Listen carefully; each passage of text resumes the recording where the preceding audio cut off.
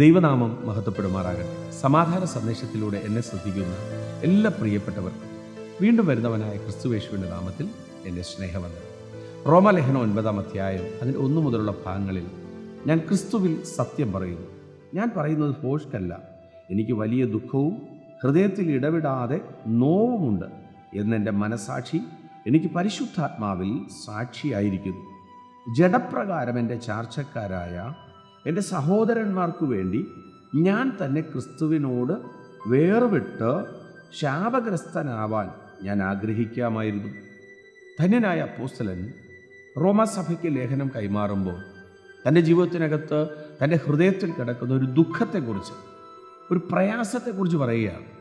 അത് പറയുമ്പോൾ തന്നെ, ആ പ്രയാസത്തിനകത്ത് നിൽക്കുമ്പോൾ തന്നെ ആത്മാവ് പറയുന്നു, ഇതിന് മനസ്സാക്ഷി പരിശുദ്ധാത്മാവിൽ സാക്ഷിയുമാണ്. അക്ഷരികമായിട്ട് വെളിപ്പെടുത്തുകയാണ്. ഒരു യാഥാർത്ഥ്യത്തെ അപ്പോസ്തലൻ പറയുകയാണ്. എന്താണ് അപ്പോസ്തലൻ്റെ ദുഃഖം? തൊട്ടടുത്ത ഭാഗം പറയുന്നത്, ജഡപ്രകാരം എൻ്റെ ചാർച്ചക്കാരായ എൻ്റെ സഹോദരന്മാർക്ക് വേണ്ടി ഞാൻ തന്നെ ക്രിസ്തുവിനോട് വേർവിട്ട് ശാപഗ്രസ്തനാവാൻ ഞാൻ ആഗ്രഹിക്കാമായിരുന്നു. അവിടെ അപ്പോസ്തലൻ പറയുന്നൊരു കാര്യമുണ്ട്. ആത്മാവിൽ സഭയോട് പറയുകയാണ്, ഞാൻ ക്രിസ്തുവിനോട് വേർപെട്ടാൽ പിന്നെ ഞാൻ ശാപഗ്രസ്തനാണ്. എന്നെ കേൾക്കുന്ന പ്രിയരെ, നമുക്ക് ജീവിതത്തിനകത്ത് ഈ ഭൂമിയിൽ എന്ത് നന്മയുണ്ടെങ്കിലും, നമ്മളൊക്കെ വിവിധ വിഷയങ്ങൾക്കകത്ത് സഞ്ചരിക്കുന്നവരാണ്. ഭൂമിയിൽ ഈ ലോകത്തിലായിരിക്കുമ്പോൾ നമുക്ക് ജീവിക്കാൻ എന്തോ വേണം? നന്മ വേണം. പക്ഷേ വചനം പറയുകയാണ്, എത്ര നന്മയുണ്ടെങ്കിലും ക്രിസ്തുവിൽ നിന്ന് വേർപെട്ടാൽ അവൻ ശാപഗ്രസ്തനാണ്. ഇവിടെ അപ്പോസ്തലൻ പറയുന്നു, ജഡപ്രകാരം എൻ്റെ ചാർച്ചക്കാരായ എൻ്റെ സഹോദരന്മാർക്ക് വേണ്ടി. അപ്പോൾ ജഡപ്രകാരമുള്ള സ്നേഹത്തെക്കാൾ, ജഡപ്രകാരമുള്ള ബന്ധത്തെക്കാൾ വലുതാണ് ക്രിസ്തുവിനോടുള്ള ബന്ധമെന്ന് അപ്പോസ്തലൻ റോമസഭയോട് ലേഖനം കൈമാറുകയാണ്. എന്നെ കേൾക്കുന്ന പ്രിയരെ, നമുക്ക് ഒത്തിരി ബന്ധങ്ങളുണ്ടല്ലോ. മാതാപിതാക്കളുണ്ട്, സഹോദരങ്ങളുണ്ട്, സ്നേഹിതരുണ്ട്.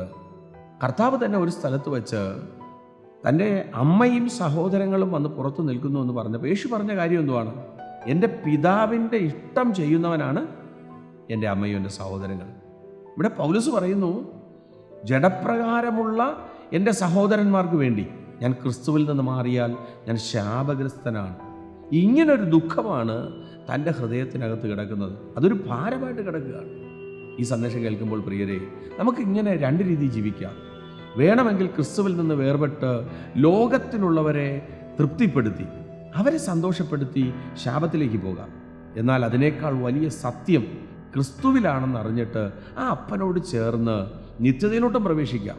ഇതിലേത് വേണമെന്ന് നമുക്ക് തന്നെ തീരുമാനിക്കാം. ഈ സന്ദേശം കേൾക്കുമ്പോൾ പ്രിയരെ, ജീവിതത്തിനകത്ത് ഈ ക്രിസ്തുവിൽ നിന്ന് വേർപെടാതെ അനുഗ്രഹപൂർണമായ ഒരു ജീവിതം നയിച്ച് നിത്യതയിലോട്ട് പ്രവേശിപ്പാൻ ദൈവം കൃപ ചെയ്യട്ടെ. വിശ്വസിക്കുക, പ്രാർത്ഥിക്കുക. ദൈവം വിശ്വസ്തൻ. God bless U.